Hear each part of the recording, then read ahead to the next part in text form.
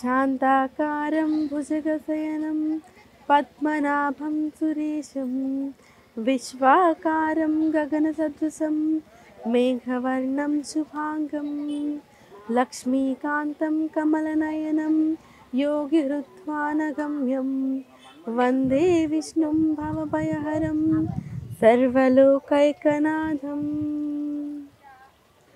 అందరికీ నమస్కారం. ప్రేక్షకులందరికీ ముక్కోటి ఏకాదశి శుభాకాంక్షలు. నేను ఈరోజు సిద్ధి వినాయక్ నగర్ మాదాపూర్లోని బాలాజీ టెంపుల్లో ఉన్నాను. ఈ టెంపుల్కి 20 ఏళ్ల చరిత్ర ఉంది. మరి లోపలికి వెళ్ళి స్వామివారిని దర్శించుకొని ముక్కోటి ఏకాదశి విశేషాలను తెలుసుకుందాం రండి.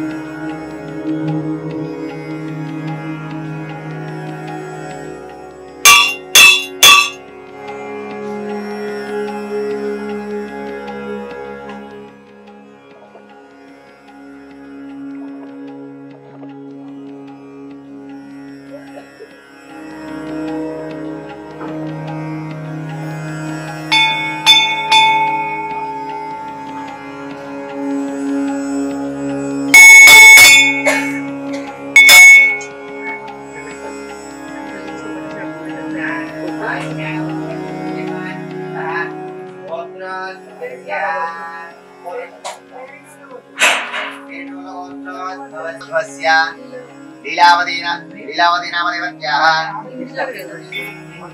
इंद्राप्रियदर्शिनी नाम देश्या सहाकुटुम्बानाम् आयुष्यावृद्ध्यर्थं भरद्वाज गोत्रोद्भवस्य अक्षितसाई नाम देश्या सहाकुटुम्बानां भरद्वाज गोत्रोद्भवस्य विजयभास्कर शर्मा नाम देश्या पूर्णिमा प्रियंका नाम देवत्याः शेषसाहिती नाम देवत्याः शेषलक्ष्मी रेणुका नाम्याः सहाकुटुम्बानां तोडिपुर गोत्रोद्भवस्य आंध्रनी नाम देश्या लक्ष्मी नाम देश्या रम्या नाम देश्या अंचर्ल गोत्रोद्भवस्य चंद्रशेखर नाम देश्या जयलक्ष्मी नाम देश्या हेमंत रेड्डी नाम देश्या नाम आयुष्यावृद्ध्यर्थं चक्रवर्ती गोत्रं कृष्णवेणी नाम देश्या सहाकुटुम्बानां नारायण भोजश्री नाम देश्या सत्यम्मा नाम देश्या मम सह क्षेम स्थैर्यर्थं धर्मार्थ काममोक्ष चतुर्विध फलपुरुषार्थ सिद्ध्यर्थं मनोवाञ्छ सिद्ध्यर्थं शान्ति जीवन आरोग्यता सिद्ध्यर्थं गुणजनक वस्तु वाहन उद्योग व्यापार दिनदिन आनुकूल्यता प्रसाद सिद्ध्यर्थं महादेवी समेत उमामहेश्वर संपूर्ण मम मनस्संकल्पित कार्य दिग्विजय सिद्धि अर्थम उमामहेश्वर अर्चना करिष्ये। ओम शिवाय नमः महेश्वराय नमः शुम्भवे नमः विनायकाय नमः दशेहाय नमः महादेवाय नमः ओम ध्रुवांगाय नमः हर हर महादेव। बोला शंकर भगवान की जय। उमा महेश्वर भगवान की जय।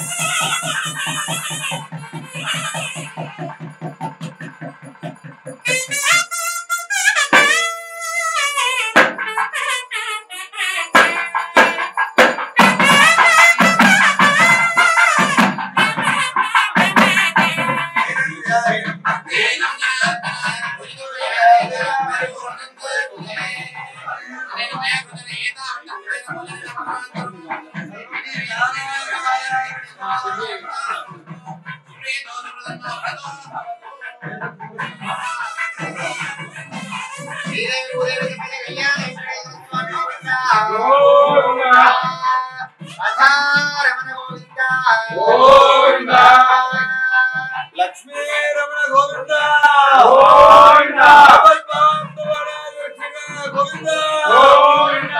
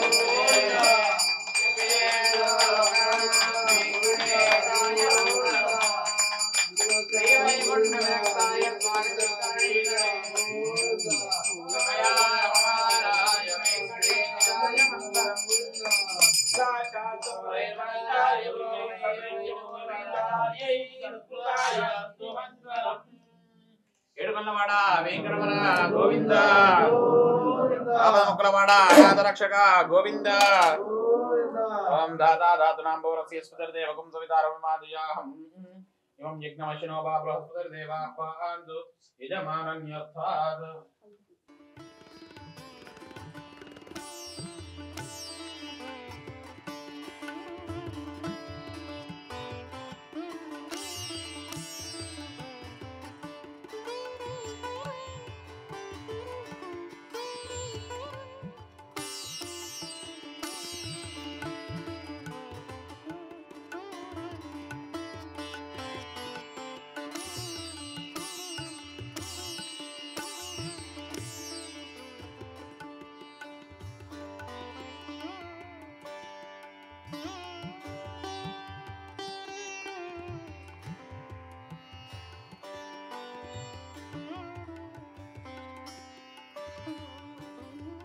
దాదాపు 20 సంవత్సరాల చరిత్ర గల ఈ గుడి గురించి అసలు ఎలా మొదలైంది, ఈ గుడి ఇంత వైభవంగా ఎలా మారింది అనేది మనకు తెలియజేయడానికి మనతో పాటు శ్రీ హతీరాం బాబాజీ గారు ఉన్నారు. వారితో మాట్లాడి ఈ స్థల పురాణం గురించి తెలుసుకుందాం.